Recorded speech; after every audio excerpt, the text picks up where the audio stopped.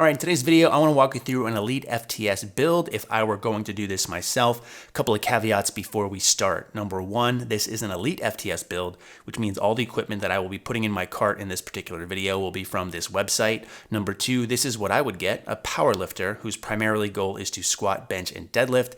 And third, my budget is going to be roughly around $2,000. And for some of you, that might seem pretty expensive. But if you've ever taken the time to look at some of the premium manufacturers, which I do consider EliteFTS one of those, $2,000 in the grand scheme of things is not very much. So with that being said, let's go ahead and get into it. Now, first things first, on the website, on the main page, what you'll notice first of all is the fact they have a sale on right now, which is one of the things I really appreciate about this company is they do in fact discount their equipment from time to time, which a lot of the other premium manufacturers don't do. So that's nice. Another good thing about them is they also have things like articles and blogs if you care to read more and learn stuff. But in this video, ain't nobody got time for that. So let's start with the basics of any home gym, and to me that's going to be a power rack. So let's take a look at this, and I'm actually going to sort this by price because even though we have a fairly high budget of $2,000, depending on what we're looking at, if I scroll down to the bottom, you'll see some of these racks, or even like a combo rack, for example, could really blow our budget with just one piece of equipment, which is not something we want to do. Now, in my estimation, one of the things I'm looking for is a power rack if possible. So that means we'll have pin safeties in place. And I'm also hoping to get something that has plate storage. Now, the first thing that catches my eye is this Garage Line 3x3 power rack with no weight storage. $611 is a good price. It's actually on sale right now, so it's typically about $680.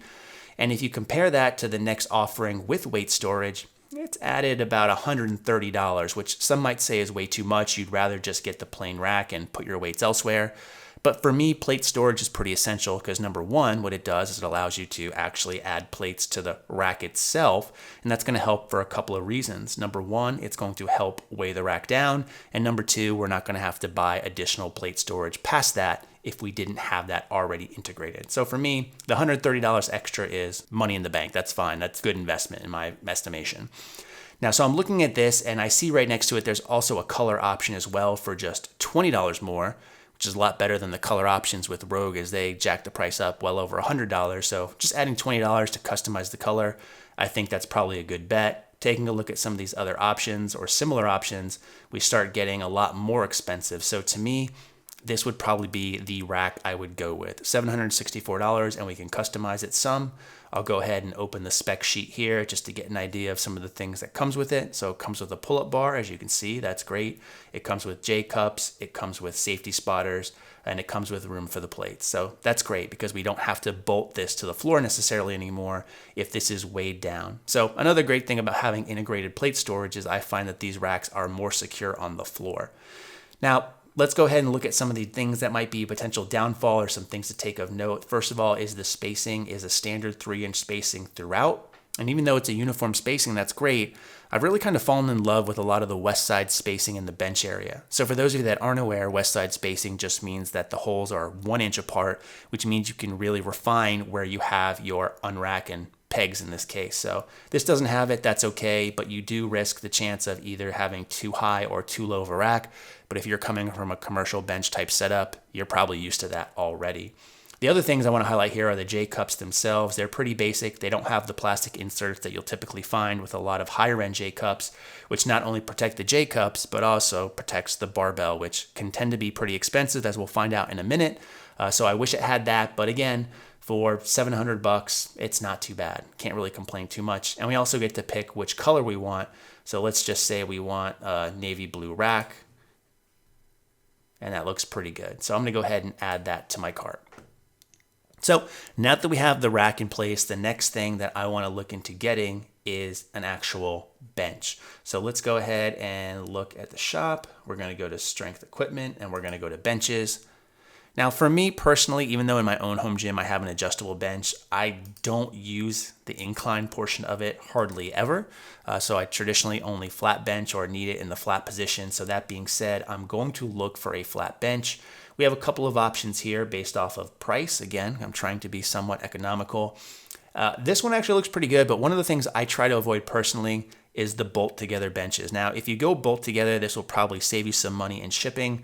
But for me personally, even though I know you can tighten these and they'll be very secure, I just feel better about a welded bench. So I'd probably actually go with this Scholastic dumbbell bench for $170. It's not that much more expensive. And again, because you can customize the colors here, we can actually get it to match our rack a little bit. So let's take a look at it. Pretty simple, pretty basic, but that's fine. That's all we need. So I would probably get a black frame and one of two things. Either the black gripper here, that's one of the things that I like because I like a stickier bench if I'm doing powerlifting. It can let me really dig my traps and shoulders into the bench. Or if I want to go for aesthetics, I'd probably go with a navy blue top. So we have a black frame, navy blue top. It'll match our rack and look better on Instagram and YouTube, which is all that really matters. So I'm going to go ahead and add that to my cart as well.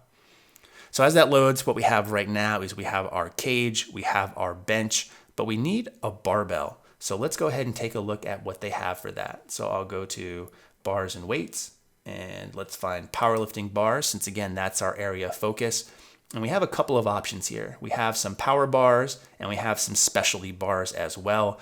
And all these bars can be very good depending on what you want to use them for. But since we're trying to save money and we want to squat, bench, and deadlift, it makes the most sense to get a power bar. And in this case, what you can see here is something that you probably more than likely have heard of before, is the Texas Power Bar. I'm going to go ahead and pull this up.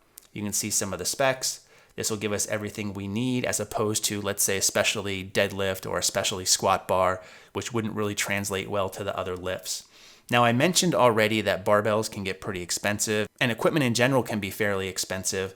I mentioned in my video that I did on Rogue, which I'll link in the description box below, that the Ohio Power Bar is probably one of the best bars you can get for your money. And a lot of people thought that the amount of money that it costs, which is somewhere between $200, $300, was expensive. It's actually a great deal when you consider other power bars out there cost much more. So for $330, this is what I'm going to add. And again, since the Ohio Power Bar is made by Rogue, that's obviously not available on this site, which means I can't put it as part of my build since this is specifically an EliteFTS build. All right, so we got our bar, we got our rack, we got our bench. All that we really need besides this is just some weights and we should be good to go. So let's go ahead and look to see what they have for weights.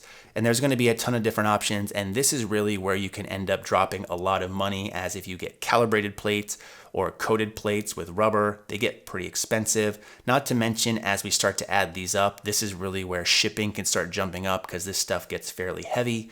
Taking a look here, perusing through the site, I just want to keep it simple and basic. I'm not really interested in bumper plates or anything like that. And I know from visiting the site previously that the best bang for your buck right here are these USA Olympic black plates, which also happen to be on sale right now. So what I'm going to do is I'm going to go ahead and add weights, and I'll check in with you in just 1 second. All right, so I'm back and I've added all the weights here. Basically, I got a pair of everything with the exception of the 10-pound weights, which I got 4 of, and the 45-pound plates, which I got 10 of. So altogether, there's roughly 625 pounds worth of weights.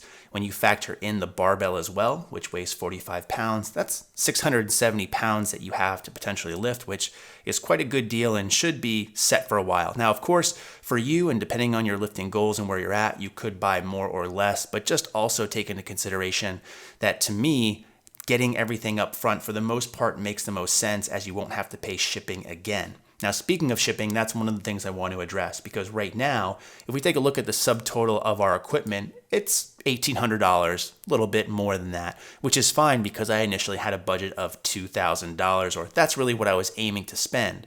Now, the problem is with shipping, it looks like it's $1,100 or more than half of the cost of this actual build. Now, if you see right here, there's combined freight and ground. It says what the freight is, it says what the ground is, but for some reason it's over $1,000. This could be very discerning for anyone building this out online, and I agree it is. In fact, I actually had to contact EliteFTS to talk to them about the shipping charge, and what they told me is they recommend people calling in to make sure that they can work with you on shipping and get that number down as low as possible, because they definitely can, but you have to call in to do that. So definitely, if you're interested in EliteFTS, make sure you're doing that, as no one in their right mind would pay this much for shipping. It just doesn't make sense when that's almost the cost of the gym itself. So for me, we have the power rack, we have our bench, we have our barbell, we have over 600 pounds of weights, and to me, we have the start of a pretty good home gym through EliteFTS. Now, of course, this is what I would get with my budget. I want to know what you guys would get with your own budget, or if there's anything that I got that you would suggest changing, let us know in the comments section below. Or if you've bought equipment from Elite, make sure you let us know how you like it. In the meantime, as always, thanks for watching, and we'll catch you next video.